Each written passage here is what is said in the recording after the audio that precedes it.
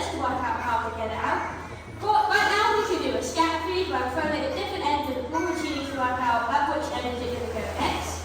But the main training that we have to do every day are done using husbandry commands. So they are basically the ones that means we can check that they're nice and healthy. Instead of doing from checking their big teeth to making sure they're all there, we can even brush their teeth if they need it because they do eat fish every single day, so their breath does smell quite a bit. We can even ask them to lie down nice and flat. Now that doesn't look that impressive, but it means we can do blood withdrawals and eye drops, and it's all on her terms. So you need to do a lovely half roll and show me that belly. Now this means we can do ultrasounds and x-rays without having to restrain or medicate our sea lions. So she knows if she lays here nice and still and lets me have a good feel of her stomach, her lungs, bumps and cuts, she'll get a nice fishy reward in return. Now if she didn't want to do that, she doesn't have to. She can simply jump back up, go in the pool, or she can leave out the door we came through, go back out in the outdoor pool with her sister. It's all on her terms because the training we use is called positive reinforcement. So every time she does something that I've asked, she'll get a fish. If she does something that I haven't asked for and she's made up on her own, I just pretend I haven't seen it and I move on to the next thing. Now all of their commands are using hand signals or body signals. So a point with one hand could mean something completely different from a point with the other hand. So a point with this hand means to say yes, and a point with this hand means to stick your tongue out. So to you guys it looks the same, but to them it is completely different. Now they are smart, they're a dog in a wetsuit. They know over 100 different commands between them. So it is more like a memory game for us and them. Now not all of them are to do with their health, some of them are a little bit more fun just to keep them thinking. Now we don't have to use the same behaviours every single time we do this training. We can make it up, do it in whatever order we choose, and she needs to try and remember what I'm asking. And I need to try and remember what hand signals mean what. Now this just means that they get to have a different training session every time, and with different keepers they might also do it in a different order. Now you've heard me say that we have Californian sea lions quite a lot. That's because here at the park, we hear that we have lovely seals. Now seals aren't as impressive. It's quite embarrassing to be called a seal, so we are going to show you a few ways to tell them apart. Now the first one is the easiest, it's their big frog flippers. Her frog flippers are the same size as my entire arm, where seal frog flippers are about the same size as an average human hand. So if you think that sea lion flippers are bigger than yours, you have a sea lion. Now there is other ways to tell them apart. The next one is a little bit harder, and that's because it's on the side of their face. It's pretty small to see, and that is their ear flaps. Now they're from California, they're from warm weathers, where seals are from colder climates, so seals basically look like they don't have any ears because it's hidden underneath their fur. Where little cute ear flaps, you probably have a sea lion in front of you. Now they are quite hard to way to tell them apart.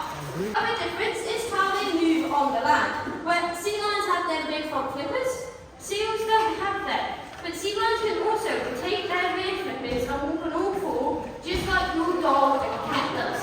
Now they can actually outrun human on land. They get up to quite high speeds. Seals, they're not as quick or elegant. Seals move more like a slug or a caterpillar, you can do it. Yeah.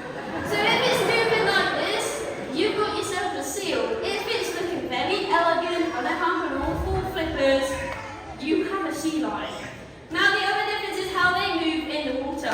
Seals have to rely on their rear flippers to do all of that work, and they are the ones that are at the back of them.